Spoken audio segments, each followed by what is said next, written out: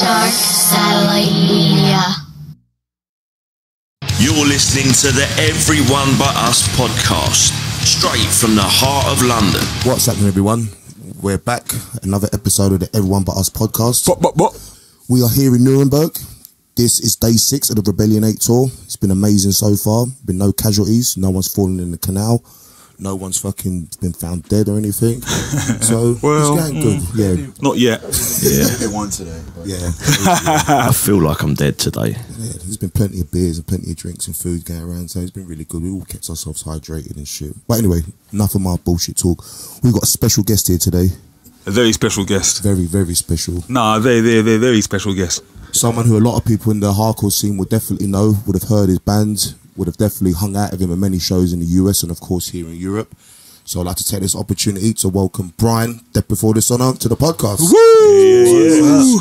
It's a pleasure to be here. Pleasure to be on your podcast. Thank you very much, man. The pleasure is all ours as well. For sure. So, Wemma. No, so how you feeling, man? How you been? I'm good. On tour. Tour's been great. A little shot from drinking and running around on stage every night. But nah, the tour's been great. I'm feeling good. Nah, that's cool, man. I saw on the Instagram that you just got married as well, innit? Yeah, I got married this past year, 2018. But yeah, I've been with her for 10 years, so it's like... Oh, no, great, man. I just wanted to say congrats, man. Congrats on that. Congratulations. Yep. I'm an adult. An adult, yeah.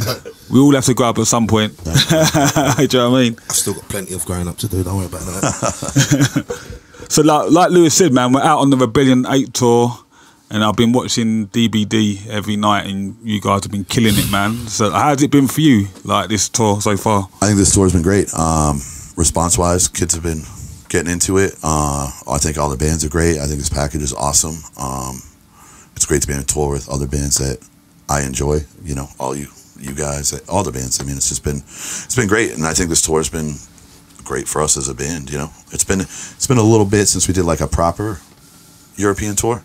So, yeah, I was going to say, yeah. Yeah, I mean, we're over here in 2017, I think, or, yeah, something for like 10, 12 shows or something like that. But it was like Spain, Portugal, stuff like that, a couple Germany shows. But was that when you played, I think the last time I saw you in Europe was Ypres? Was that Ypres? 2000? Yeah, I think that was a one-off though, wasn't it? Maybe or something, or a couple of shows that was a... Last time we were at Ypres might be 2014. Yeah. So we did one other run after that, and just, I don't know, I just had a lot of stuff going on in life. So we're still touring and doing stuff, but we weren't coming over here like we used to. We used to come over like 2-3 times a year. So now we're gearing up. We just recorded a new record, so we'll be coming back some more. Cool, man. We're definitely going to talk about a new record a bit later on, man. Yep. But I just wanted to like go back in history a bit, like for the people that don't know. I think everyone does know. You're from Boston. Yeah, we're from Boston. So I was just like, wanted to talk about how did you get into the Boston hardcore scene? How did you discover it? When I was younger, I was into like, when I was a kid, I used to listen to like hip hop, and then I got into metal. And then I remember someone played Agnostic Front for me. So I was like, okay, this is cool. And then I went to see like Biohazard in Boston. This Biohazard, this band called Stomphogs in like 94, 95, I forget what year. And yeah, it was just crazy. And I was like, dude, this is cool. And like the dudes from the bands are just there. Like it wasn't like a concert, you know what I mean? And just from the rip, like I fell in love with hardcore and just started like going to as many shows as I can, all that stuff. And then from there I was like, oh, I could start a band. Like, why not, right? Exactly. And then, I've been trying to do bands my whole life. Like, from the town I grew up in and just being like, yo, find a guitar player, this and that. And it never worked out. And then, yeah, I don't know. Then I started a band called Incision in like the 90s or something like that. There was a club called 121 in Brockton. Oh, yeah. It's kind of a well-known club in the 90s. And the bands used to rehearse there. And then there was a stage there. So back in the day, like, craziest shows. And then I started a band there. And then that was, I don't know. I think my first introduction into the Boston hardcore scene was them Boston Beatdown. Oh, I know you hate talking about them, but I hate talking about it. Yeah, that was a different time. Yeah, I know. Yeah. Was the scene? People always ask these things because, like, the violence and the shit like that. Of course. People love violence. I mean, I always say this, man. I don't think Boston was a very violent place. Like, with the Boston Beatdown, some of that shit was at shows. A lot of the shit was in the street. Now, where a lot of the shows happened, Boston has a lot of like kids that go to college, universities, and stuff like that. So it's a real mix, and a lot of the fights would actually happen after the shows because they were like downtown Boston, like a Red Sox game would be getting out, and hardcore kids would be getting out, and then fights would just happen. You know, drunk idiots and stuff like that. But I mean, Boston always had a great hardcore scene. There's a lot of big guys in Boston, so you know it seems you know, when you got like a 250-pound guy stage diving, you're just like, oh shit, this is wild. You know what I mean? And I feel like people like mosh hard and stuff. Boston's always had like a lot of energy show wise. You know, so yeah, it's I wouldn't say it's, you know, things happen, of course. I mean, but especially nowadays too, like you don't really see that much bullshit anymore. I feel like a lot of that stuff was like back in the day. I was thinking that was like pre-camera phones, wasn't it? Who was the TMZ guy with the camera catching all these fights? Yeah, I mean, see what happened was, this is the thing, like, so in Boston there's a street called Lansdowne Street. There was 3 big clubs back in the day. There were 3 clubs. There was Avalon, which was like the massive venue. Then there was Axis, which was like maybe like, I don't know, 600 people, and then Bill's Bar. They were all next to each other. So Lansdowne Street's here, and Fenway Park's right there. So you're like downtown Boston. And Bill's Bar would do hardcore shows on Monday nights and shit like that. But we would just hang out there. We knew everybody that worked there. So there were fights all the time. So people just started bringing cameras because they were like, Friday, Saturday night, a fight's going to happen. And that's literally what people were doing. You know what I'm saying? But this was pre-cell phone, stuff like that. That's like early level World Star hip hop fucking shit. Yeah, exactly. Yeah. And World Star. There was just so many, even with that DVD, you know, when the dudes were doing it, there was just so many. They had so much footage of fights and cool hardcore stuff, like shows. And I remember at that time, I think there was like the thing called bum fights or shit. Oh shit! Do you remember that shit? Yeah. So they were like, "Yo, these dudes are making money off of fights. Why don't we just compile fights, add some hardcore stuff to it, and then there you go, and that's what you got." Oh shit! So there, See, I had a business model behind it all. Yeah, they definitely had a business motto. I mean, they try to work it. Oh man, let's get back to the music, man. So I was looking into the history of Boston, man. Like the bands, like I was doing a bit of a search, and it's incredible, man. Like you got, I got a few listed there. Slapshot. Yep. Blood for Blood. Yep. 10-Yard Fight. Yep. I didn't know Bane was. I didn't know that. Have Heart. Yep. American Nightmare. I'm sure you can name a few more. Yeah, I mean, there's so many, like, even, like, way back in the day, like, Negative Effects, like, you know, SSD, you know, those are, like, the OG bands, like, that started Gangrene and Jerry's Kids and all that stuff. And, I mean, Boston's always had a rich history of bands. I think a lot of this goes back to, like, the university and stuff. A lot of kids come into town for college. Oh, there's a university in Boston? So many universities. Oh, wow. We have a lot of, there's like Boston College, Boston University, Harvard. There's just so many universities. So a lot of kids come in town for college, end up staying or starting bands and get into hardcore, and it all goes downhill from there. Yeah, exactly. So I remember someone was saying about all the colleges and stuff. Because obviously from colonial times, obviously that's where they set up all the East Coast. That's where most of them were, like Princeton, Harvard, and all the stuff shit like that. Yeah. So Boston's always had like a rich history of, and even like before I was going to shows in the '80s, like it was like one of those places that like a founding city of hardcore, kind of like New York. You know, New York, Boston, DC. They were well known, big like straight edge movement back in the day. Like even before Slapshot, his old band was like Negative Effects, and they were like known as the Boston Crew, and they're all straight edge guys, and they used to be like hardline straight edge. Holy shit, man! Yeah. So there's a interesting history. Was there like any particular band that you really gravitated to that was like, yeah, this is making me? You know, it's weird because there was a lot of local bands that like got me into the music stuff. As far as the bigger bands, I mean, Blood for Blood. There's this band called Brawl Park. It's weird. They're just like a local band, but and they play bigger hardcore shows. They didn't like tour a lot. But I met their drummer. He worked at Domino's Pizza, and I worked at Domino's. And he was like, "Yo, you can come down to my band rehearsal."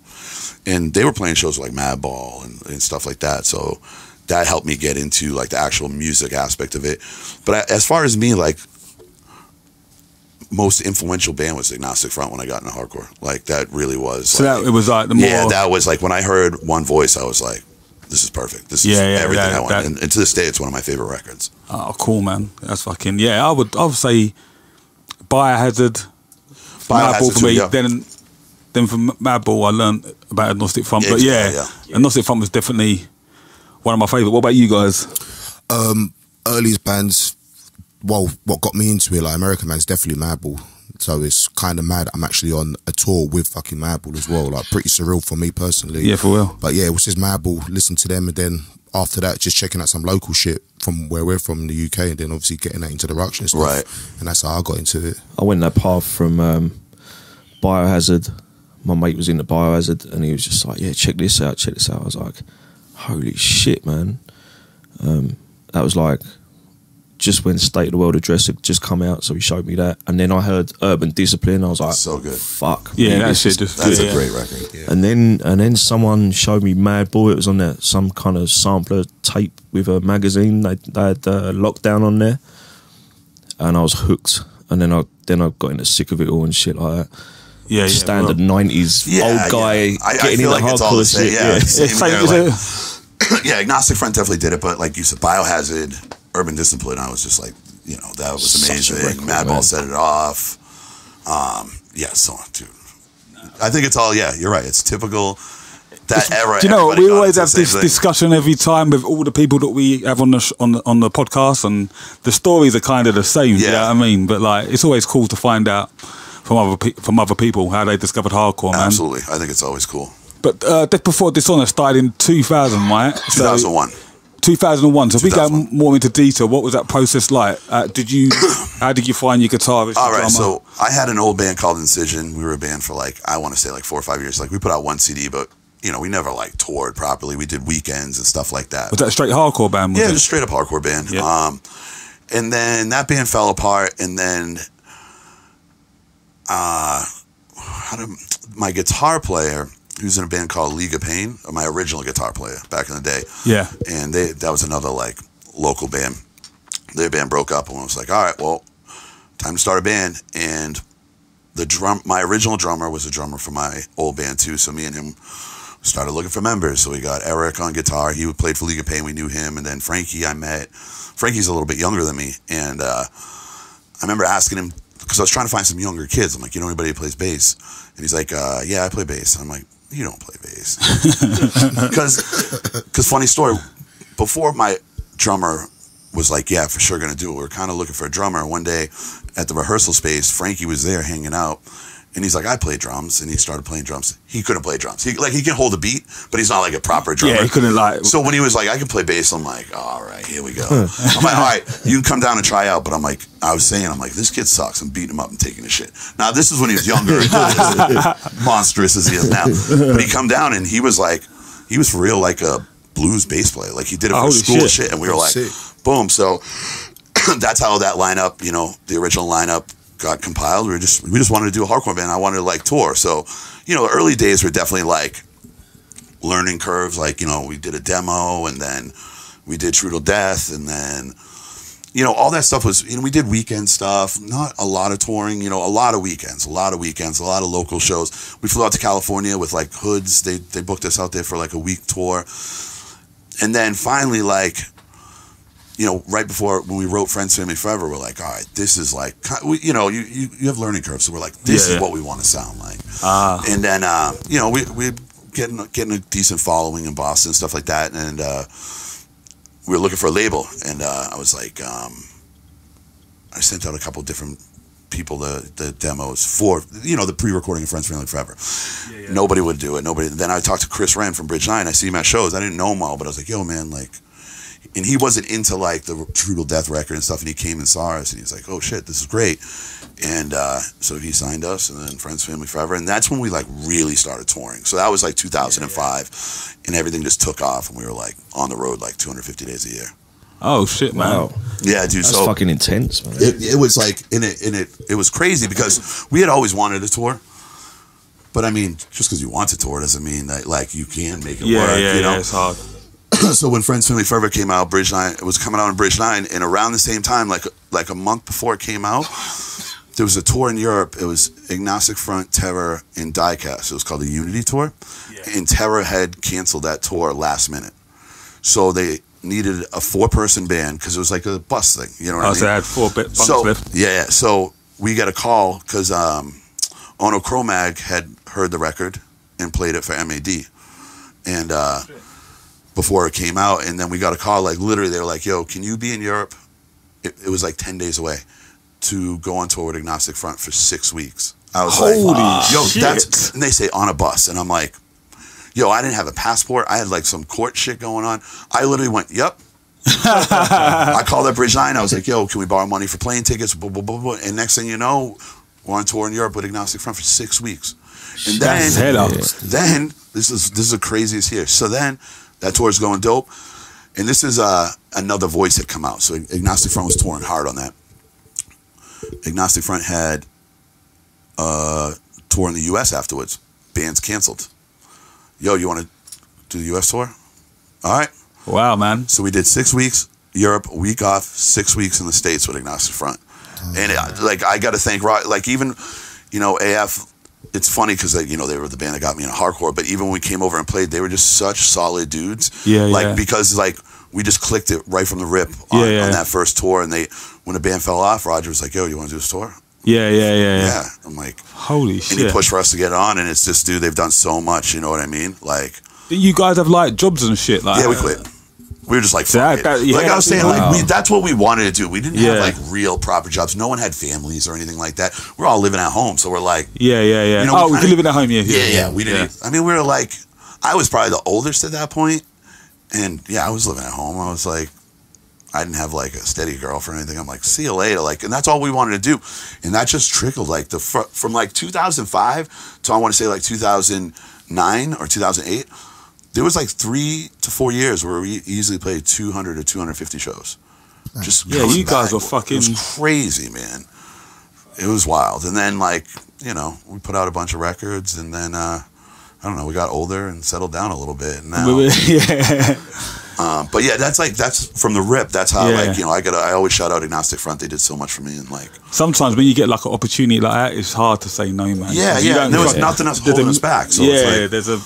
You know, if we had kids or something, and that's what's happened with like member changes. I've gone through a bunch of member changes. Like even Frankie, who's like an original member and still part of the band, he can't tour anymore because he has a kid and a proper job and all that stuff. And it happens, you know what I mean? Everyone but us. Straight from the heart of London. I'm going back to I think the first time I heard you guys was that Friends Family Forever album. Yeah, that's what introduced me into you, and that Born from Misery. Yeah. And then from that, I went back. Yeah. And you had the True to Death. Yeah. I got it. And because what I liked about you guys is at the time, a lot of bands were started doing a bit more of the metallic shit. Yeah. And leaving the old. Yeah. And I heard it was refreshing to see a band that was doing the old. I mean, you was doing it hard. Right. With the heavy bits parts in it, but it was. But still with the traditional like hardcore sound. Yeah, for real. But then I went back to your earlier stuff, and that was pretty much quite beat downy, wasn't it? I liked it as well, but me and Lewis were talking about it. That was the album that got me into Death Before Dishonor. Because remember, Amma recommended it to me. I think it was at the distro one time. He was like, "Yo, pick that up. That's fucking." Yeah, Amma's our boy. From Life of Traders. I was like, "Yo, this shit's fucking real. Like proper heavy metallic. Definitely different to obviously the other albums you did afterwards." Yeah. I mean, originally we were definitely a super heavy. I mean, we weren't like trying to be like it was natural, but like it was natural, and it was like some of it was like my original guitar player, the way he wrote music and stuff, and he wrote on Friends Family Forever too. But Frankie started doing a lot more, with him, and you know, like I said, like in the early days, we were trying to figure out a sound, like not on purpose, but like you know, you start maturing, writing and learning how to write songs and like what feels normal. But yeah, we were definitely used to be way heavier. I mean, we're still heavy. No, you're still heavy as fuck. But it was, definitely. There was more of like a beat down type thing. And back then, you know, like, I mean, Bulldoze, there was a lot of heavy bands, but it wasn't like, people weren't like, yo, I'm a beat down band, I'm a hard. We were just a heavy hard. Yeah. Now that's like a genre almost. Yeah. Is that important to you, like keeping the fast acts? Because pretty much from that album, 666, your sound's been kind of like consistently the kind of the same. Yeah, I agree. Would say. Yeah, I agree. I think, like I said, we just kind of found like our sound, and then I think it's just important to like. I like to keep the feel of like some of that old school hardcore in there, but still I like it heavy too. You know what I mean? You need a mixture, man. I love heavy music, so it's like, I mean, even the way we tune makes our sound. Yeah, well, yeah, you it's guys like have got drop some. You're in drop B. The guys were telling me last night. Actually, they're in drop B. I was going to ask him because, like, when he does that fucking open chord, it's like it just sounds like it was. Yeah, sounds dirty. So even man, that tuning alone just helps that heaviness. You know. Yeah. And I like that. Like I like keeping that heavy edge to things. You know. Yeah. And what I also like about you guys is you get the mix between fast, heavy, and sing-alongs, man. Perfect. Yeah. That's the shit I like to listen to. Yeah.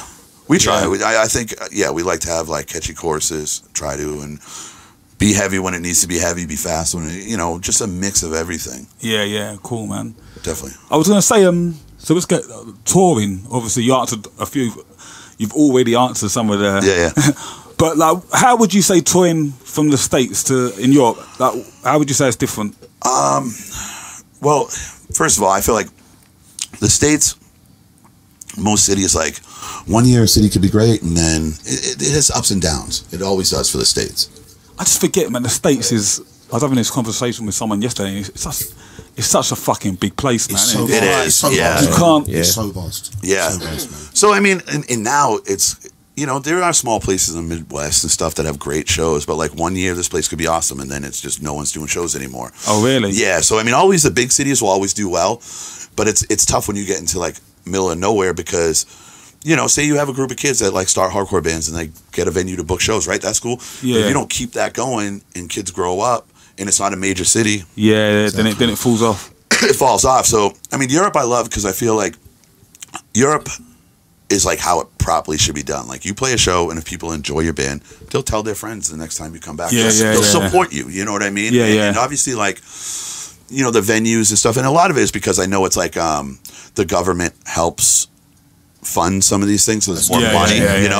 Where in the States, it's like it's expensive. You got to rent a club, or you got to hope the club doesn't give a shit if it gets destroyed. You know what I mean? England, Yes, like, I know England's very similar. Yeah, So I mean, Europe is, and plus with like, I think music is more integrated here into like just regular life. Yeah. In Europe, like you see these big festivals they do where people go there for the whole weekend and actually enjoy it. Where like the States has some of that stuff, but it's not like it's really like in their culture to like be into like arts and stuff here, and I think that's cool. Yeah. I mean, do you think like I thought this problem in the UK as well, it's a bit cliquey. Yes. I don't know, the States the same. Yes. Whereas Europe, it just seems like they just like what they like. They like what they like. They're a bit exactly. more free thinking. Open-minded about it. Yeah. I agree, and I see that I've seen that in England as well. You know what I mean? Yeah. But yeah, the States are very cliquey, like, and we've been a band so long that like there were times that we were cool. And then the times we weren't cool. You know what I mean? Yeah. Like, I feel like we're lucky enough. We do have fans. We have people that support us in the States. But, like, 1 year we could have the best set at This Is Hardcore. 5 years later, people don't care. You know what I mean? It's the weirdest thing. And it's not like we stopped playing well or something. You know what I mean? It's definitely cliquey. And I think that's, like, the testament in terms of this particular tour, because from the first show, because, I mean, obviously, there's a lot of young kids who come in, there's a lot of older guys who come to the shows, and obviously women as well. So to see how people are singing along to your shit, the Leipzig show, like, people singing along fucking hard. Yeah, that was cool, yeah. And the show yesterday in Munich, some dude at the end jumped on the stage. On the mic, what's it called? That's the Coxbar fucking cover. Oh, man, that's a good point, man. Dope, man. Cool. How did that come back, that cover, man? You released that, didn't you? Did you release something? Did you release something? Yeah, it's like a hidden track. But I don't know, dude. I like the older I got started getting more into like oi and punk. Like I still love hardcore. Don't get me wrong, but I was just that's all the same. I was all like, yeah, this is cool. And when I was younger, I was real close minded. I never I was like, this is what I listen to. I never like, and it sucked because growing up in Boston, like Bruisers would play with Blood for Blood, and I would be at these shows, but I never really paid attention to like the oi stuff. Yeah. Because I was ignorant. I was dumb. You have your stuff, and you would watch bands and be like, that's different. So the older I got, I was like, and I don't know, that song clicked, and I saw like maybe AF or something. Someone covered it into New York, and I was like, it'd just be fun to cover it, and I thought the song was great. That band's amazing. Sometimes we do covers, just like we did Intimidation by the Bruisers on another record, just to have fun with something. You know what I mean? Really just paying homage to the band, but at the same time, like, we're like, yo, this song's cool. Like, let's just do a cover. Yeah. I think you do that cover, do it pretty well as well. Like you definitely, you had your own spin to it. Yeah. I really like that. Yeah, I remember when you done that EPA, man, and that was like just fucking. Yeah, it was wild. Yeah. You know what? I love that shit with the pylons and shit, and everyone singing, man. So great. Like, and everyone's just involved in the shit, man. Do you know what I mean? Yeah, absolutely. So, man, you've had like your 3 releases, innit? The next one was Count Me In. Yep. And then Better Ways to Die. Yep. The Better Ways to Die is. I really enjoyed the album as well. There's some of the riffing in it, some of the guitar riffs in it. I don't know if Steve's heard it. It's really interesting. Like a lot of there's weird, different. Some I can't explain it. Yeah, Frankie does some weird like. But it sounds sick. Chord progression stuff. Yeah. I mean, he's always been like that, and I think with Better Ways to Die, we had a little more money, and we like took our time. Like we were. Like before that, we weren't like. We were touring, but we kind of had like a little break and actually said, we're going to write this record, blah, blah, blah. Like Count Me In, we were like touring and we were like writing as we go. We were home for a week, try to write some songs. Better Ways to Die, we had a little more time. And I think like Frankie wrote a lot of that stuff. And I think he was really just trying to like see what he could do, kind of touch on everything. You hear a little bit of thrash in there, you hear a little punk. Yeah, I did, you definitely. hear a little metal in there, but it's still like a hardcore record. Yeah, you know what I mean? It's probably one of, I think to listen to that record, I'm like, damn, this record's pretty cool. Like, I think it's cool. Like, I love it. I really enjoyed it, man. There's definitely little things in there. We had some woes in the stuff, and we just kind of just expanded on what we were doing in a way. You know what I mean? That's a thing that I have that I find being in a band for a long time. You get to a point where you wanna try new things, but the same. But not go too far. Not too. Yeah, it's finding the balance, man. Absolutely, like, that's what we were trying to do. Where it's like. You know, you listen to a little different music. You're like, all right, you know, we like a little bit of this punk. Like, how do you fit woes in here? And we're a heavy hardcore band too. Like, we tune it down. So, like, even doing a Coxbar thing, like, we're like, can we even do it? Like, with the way we tune and stuff. And I was like, but yeah, with that record, we kind of just try to like capitalize a little bit on everything that we're trying to do without getting too far. Gone, you know what I mean? From who you are. Yeah, absolutely. What's your, out of them 3 albums, what one would you say is your favourite? It's like, tough because I think Better Ways to Die, to me, listening-wise, is my favorite. Yeah. But Friends, Family, Forever was so important to the band. So it's really tough to say between the two. Would you say that was the one that put the band on the map? Oh, absolutely. Like, when Friends, Family came out was when we really popped. Like, and you got that video, innit? What video was it? The video was Break Through It All. That was for the Count Me In record. Oh, yeah. But see, the thing with Friends, Family, Forever was all those tour opportunities kind of popped right there, and then all of a sudden, boom, boom, boom, we're on tour. Everything's going great. So, you know, that had a big to do with it. Ah, cool, man. There was a period when you guys kind of not went off the map, but you wasn't playing much, was it? Well, like so, didn't really hear too much from you guys. Yeah, 2009, Better Ways to Die came out. We toured that for a few years, kind of hard, and then Frankie quit the band. Not quit, but he quit touring. Like, he was getting married, he was having a kid. And then that kind of like messed everything up. And then, you know, I just had personal stuff going on. My dad was sick. I was getting married. Like, so we kind of, we didn't stop. We never stopped. We just kind of took a little break. A breather sometimes. Yeah, we played at home, this and that. And then that's why even leading up to this, like, we didn't do a lot last year for shows. And this year alone, we did a weekend with Madball in the States. Did a show with Tara. Got some stuff coming up. We're doing this Rebellion tour. Plus leading into this new record, so we're gonna definitely.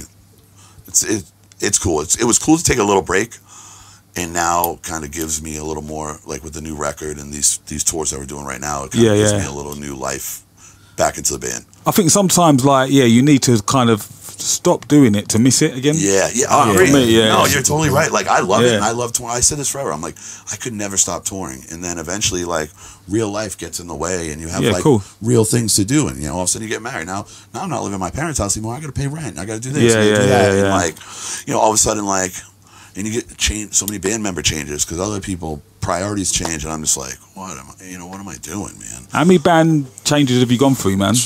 Probably a bunch. I mean, I can't even remember. I mean, not like too many.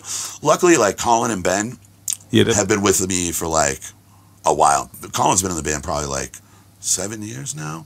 And Ben, I think 5. I could be wrong, but so me, Colin, and Ben have like a strong, a good foundation, and like even like working into this new record. We've had songs forever, but we never just were like, okay, we're gonna write a record. We're all kind of just like still burnt, like, because Colin did a lot of touring with us coming out of Better Ways to Die, and he didn't record on that record. He came in the band afterwards. It was just like a lot, and then we were like, you know, finally, like, it clicked, and like we got these songs. We got to like the recording date got thrown on us, and we like, fuck, we got to record a record. So now, I don't know. Now I'm excited on the band. It's great, and we have a solid foundation. They're solid people as well. Ben and Colin. I met Ben the first time at Epifest 2014, and like just introduced ourselves, and he's like most friendliest person. Yeah, he's like, great. Really, really good dude. So it's good to see him again back with the tour. Because I was even thinking, is he still drumming for them? Like, because I wasn't particularly sure. But when I see him, like, he walks out, I was, oh shit. Yeah. So and Austin's been helping us out for. He's been. When do we do it? Maybe Austin's been in the band for like 3 years now. He's been in for like we did a Madball Set It Off like anniversary tour. I want to say that was, what year was that? Maybe 3 years ago, and that was the first tour he did with us. And he, yeah, I mean, he was just filling in, and then he's just done every tour since. So and he's just like, so now he's in, like, he's just one of the guys. Yeah. So we're here now, and a new album. Yep, finally. It's on Bridge 9. It'll be put out on Bridge 9. It's going to come out. I don't have the exact release date. Like, it's going to come out in July. Like I said, the guy that recorded the records, we recorded with Zeus, who's done like Hatebreed and Municipal Waste and stuff. Big producer, man. Yeah. So, and he's like he wanted to do the record, and we had to kind of work with his schedule. He just had a lot of big projects, and then like this whole thing just dropped. He's like, he saw the Madball dates, and where he records the drum room is in Connecticut, right where the tour ended. And he was like, yo, you guys want to do this record? I'm like, oh shit. He hit us up like right after Christmas. So it was like, and like I said, we had the songs, we demoed songs, but there was still some work to be done, and we were like, all right, cool. And then, yeah, we got in there and recorded it, and that's why it's not like, there's no like proper release. That's why, like, you know, Bridge 9's going to announce it, I think, in April. They couldn't announce it just yet because it's not going to come out till July. Okay, cool, man. So what, we got a title? Yeah, it's called Unfinished Business. I knew about when he's due to us. Yeah. And Unfinished Business, it's 8 songs, so it's not really like a full length, but it's not an EP either. It's just like, you know, we had other songs, and part of it was budget, and this is the first time me, Colin, and Ben have recorded together. So, and I also think I didn't want to have like a record with like too much fat. Like, I just wanted to be right to the point. I kind of went back to the Friends Family Forever mentality. Yeah. Friends Family Forever was originally just an EP. Bridge and I re-released it with some like additional songs and made it a full length. But I was like, you know what, man? Like, I just want to come out. It's been so long, because it'll be 10 years this July since we put out a record. And I was like, I don't want to put out a record with any fat. Just like, boom, these songs are banging.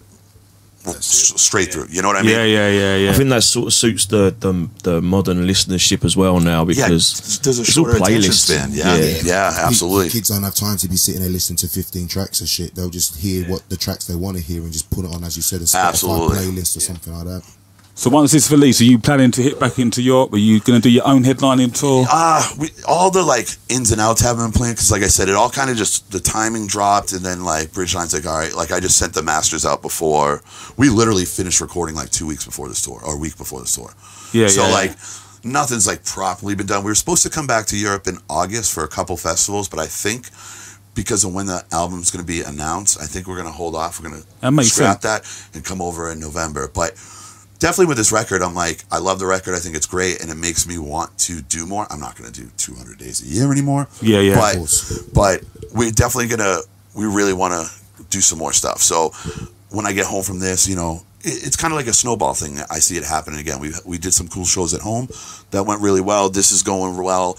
And I think with the announcement of the record, people are like, okay, cool. And I think it'll help snowball into much more things. No, it's fucking brilliant, man. Well, I think we've hit everything, man, unless there's anything else you guys want to chat about. One question I want to ask, Bryan, what do you think of like the current state of hardcore? Because I mean, hardcore's bigger than ever like now. I mean, obviously with the internet, and now we've got new technology with downloads, etc., Bandcamp, and all these other things that come with it. How do you see it? Do you see it as a good thing or a bad thing in terms of like attendance for shows, etc.?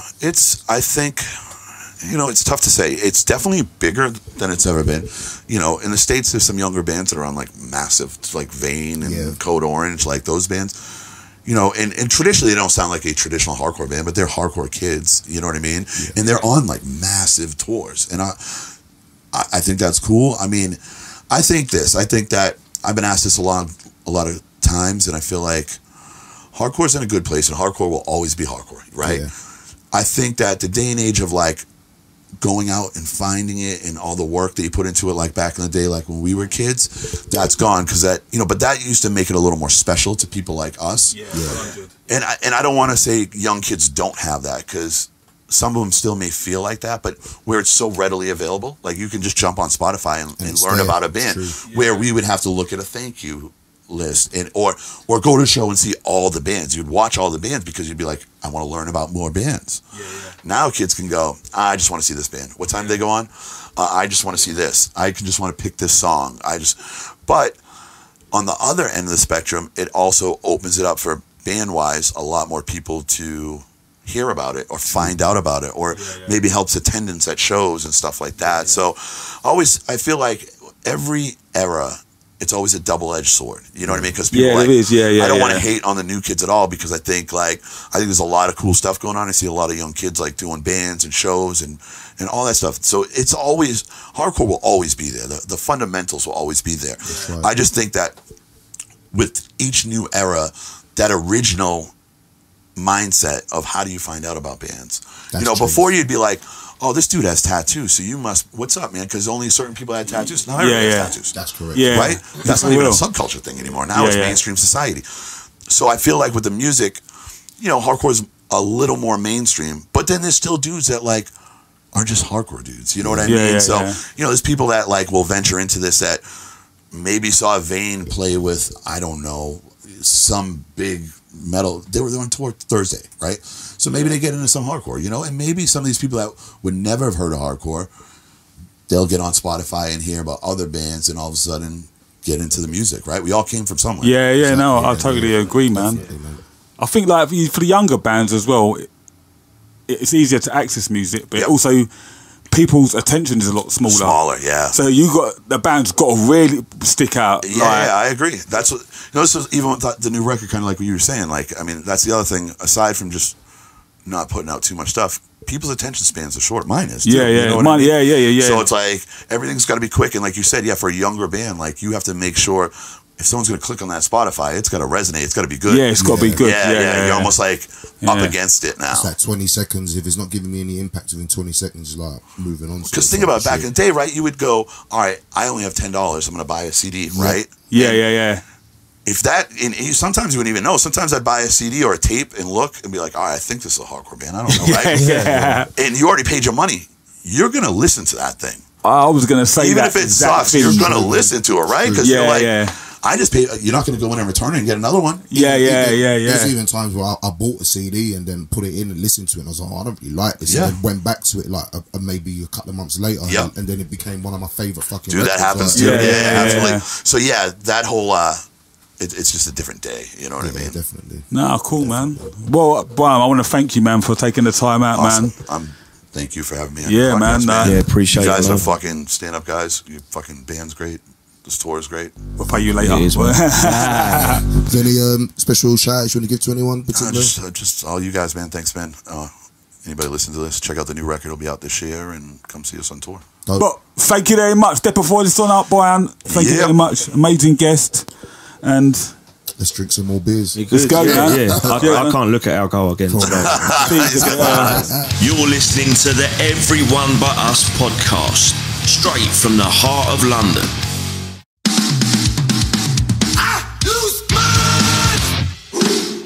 Whilst on the Rebellion tour, we also managed to have a short sit-down with Fabio and Simon from Slope, a band from the Duisburg area of Germany that have been attracting attention in recent years.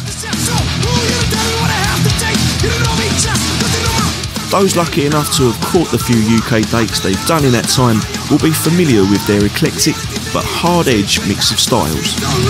Hello, oh, sorry, mate. Go on. Fuck's sake. Told you, not professional. At all. Everyone But Us. Straight from the heart of London.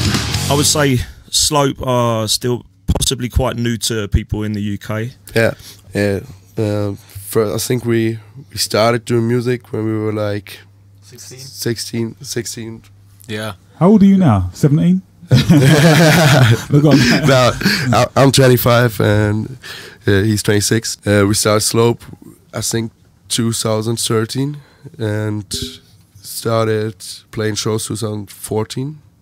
And when we started doing music, I think nobody else of us could do shit. Like our guitarist can't play guitar at all. Really? Like just acoustic shit. stuff like Wonderwall and stuff. Okay.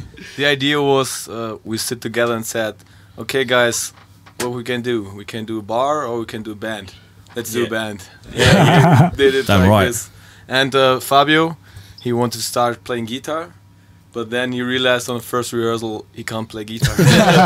So he asked, hey guys, can I sing too? And we said, okay, let's sing together. So that's the reason why we have two singers. Steve was the first person to talk about Slope, mention it around our group of friends. When did you first see Slope, Steve? Well, the first time I actually got to see Slope play live was the first night of this tour. So I had two occasions where I think you were on the bill of the show and then I didn't make it. I think EPA, I was there and I didn't make it. I was in bed. I was just still asleep from the night before. And then there was the Sound of the Revolution as well, and I did exactly the same fucking thing. And I woke up, I was like, Jesus fucking Christ, I missed them again. Yeah. But I think I just discovered you guys from a recommendation on Spotify, and I saw the album cover and I thought, it just looks kind of cool. So I like it. Yeah. I just clicked on it and I was just like, oh, this is fucking. Starts off with that kind of funky, like 9 to 5. Yeah. And I was just like, oh fuck, I like this, man. Yeah, I mean, we've all been really impressed with the shows, though, definitely. And we like the style as well. It's a kind of a fresh kind of style. What made you decide to sort of go in that direction? What are your influences on that? I think it's like everybody of us is hearing like every type of music. It's not like we're not just into hardcore. We're hearing like very much old stuff, 80s, 90s, jazz, blues, funk, and we just want to do the music that we want to do. It, not just keep it just hardcore. Yeah, just do it. Yeah, it as you just said about the funk and that. It definitely I can hear that influence 100% because. Yeah. All the little intricate changes into something funky and then something really sort of heavy is like blew my mind away when I saw you guys in Amsterdam. I was like, holy shit, I didn't realise how fucking much you change your sound just like that. So that's actually a really, really good thing because you don't want to be a one track just doing beat downs or just doing heavy shit. Yeah. So it's really refreshing that you've got something like that. But I was going to quickly mention Losing Grip is in your first release. Your first release was Helix, is that right? Yeah, that's right. Okay, that's and right. Who did you put that out with, and who was in the band at the time? I think it was nearly the same people, but the drummer changed. Oh, okay. Like a good friend of us played drums there. He did a mistake and left Duisburg, and then Paddy joined the band at 2015 maybe. So you get together, you say you want to form a band. How did you come up with that style? Like, whose idea was it to say, all right, I want to do the kind of funky thing with the heavy thing? Like, how did it all come together? I think it's like everybody's bringing his piece in, but when we're writing songs, we just do, every time we do it with all 5 guys. So what do you guys have next in mind in terms of release? Are you planning to maybe go to America or do like a bigger, obviously this is a big tour, but have you got any ideas to do a different tour in the future? At the moment we're working on a release. We want to do a full length. Okay, nice. Full length we got like? Yeah, we got, so we're planning 12 songs. Okay. And we have now, I don't know, 7 maybe or 8 already. Nice. I've got one more question I wanted to ask you guys. Because you guys are a bit younger than us, so like I'm just curious. A lot younger than us. A lot younger than us. Yeah, we're old. What's your lyrics usually about? Like, what's the shit that you like to sing about? One, of course, is work. Fuck work. Like go crazy. And like the daily struggle stuff, like stress. No time, no money, like. So pretty much the same shit that we. Same as us, guys. Thank you very much for coming on. Did you want to say a little shout out to anyone, to thank anyone? Yeah, of course. First, we want to thank Chris for filling in on the tour from Stone Toucher. Yeah, thanks Simon, who's filling in right now on bass. He's normally playing in Red Lord, his heavy band. Okay, cool. They're pretty cool. Yeah. Who else? Of course, check out Deluminated from Dresden. Yeah. It's crazy metal band. Really good, really good. Yeah, cool. Man, look up that, man. We'll do. And I got one thing I say it in every interview. One band to watch, and nobody knows them. Totally underrated. Is Keep Them Shut, man. It's like Keep Them Shut. They're like, they started a band when they were like kids, when they're playing like 17, 16, and they're ripping shit off. I tell you. All right, cool, man. Well, Slope, man, thank you very much, man. Thank you. Thanks, guys. Yeah, thank you, guys. Respect. 9 to 5. What's 9 to 5? Fuck 9 to 5.